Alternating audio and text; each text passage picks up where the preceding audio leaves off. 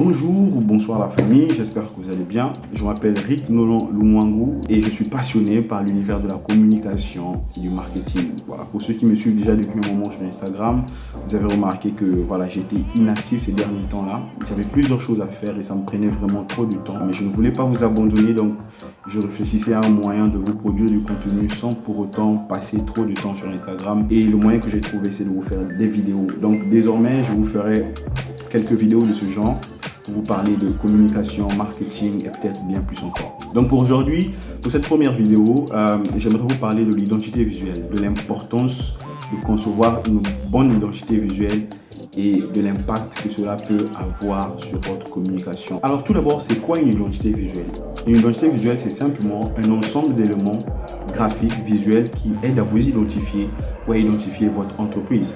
Cela peut être un logo, une forme particulière ou un style d'image particulier. Par exemple, la forme de la bouteille de Coca-Cola fait partie de l'identité visuelle de Coca-Cola. Surtout encore si cette forme de bouteille est blanche sur un fond rouge, là, aucun doute, c'est Coca-Cola, puisque là, nous avons la présence de deux éléments de son identité visuelle. Il y a la forme de la bouteille et il y a la couleur rouge qui fait partie aussi de l'identité visuelle de Coca-Cola. Donc, avoir une identité visuelle propre à vous vous permet de vous démarquer des autres et de gagner en notoriété. Et vous devez savoir que l'identité visuelle va bien au-delà de la simple reconnaissance de votre entreprise, parce que une identité visuelle influence carrément la perception que les gens auront de vous ou de votre entreprise.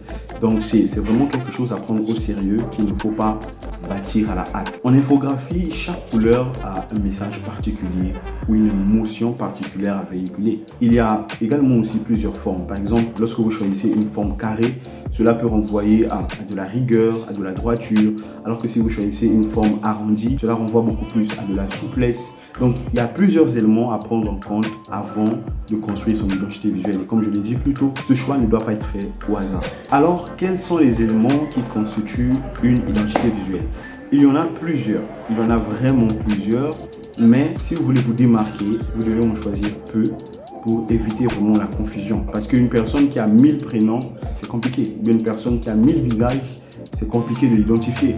Donc, je vous conseille de ne pas trop choisir d'éléments pour un début, de garder au maximum 3 éléments. Il faut également que tous vos éléments soient cohérents. Par exemple, lorsque vous concevez un visuel, évitez de choisir des couleurs juste parce que c'est beau, mais choisir des couleurs qui sont cohérentes avec l'ensemble de votre identité visuelle. Alors tout à l'heure, je vous ai dit qu'il faut choisir au moins 3 éléments pour constituer votre identité visuelle. Donc, dans les 3 éléments, premièrement, il y a le logo. Le logo, c'est la base. C'est le premier élément qui vous identifie. C'est vraiment l'élément central de votre identité visuelle et vous devez vraiment le faire avec soin. Vous devez prendre en compte plusieurs éléments. Par exemple, vous devez considérer le public que vous voulez toucher. Un logo destiné pour les enfants ne sera pas le même que si vous voulez vendre par exemple des voitures. Les couleurs que vous allez choisir aussi pour votre logo sont très importantes. Donc le deuxième élément, ce sont les couleurs.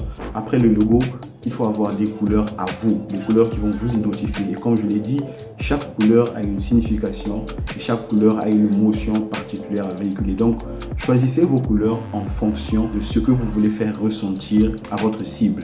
Et troisièmement, c'est, je dirais, la typographie. La typographie, c'est la police, voilà. Donc, vous devez avoir des typographies à vous, même si vous ne le voyez pas, mais ça renforce vraiment votre identité visuelle. Donc, voilà les 3 éléments que je vous conseille.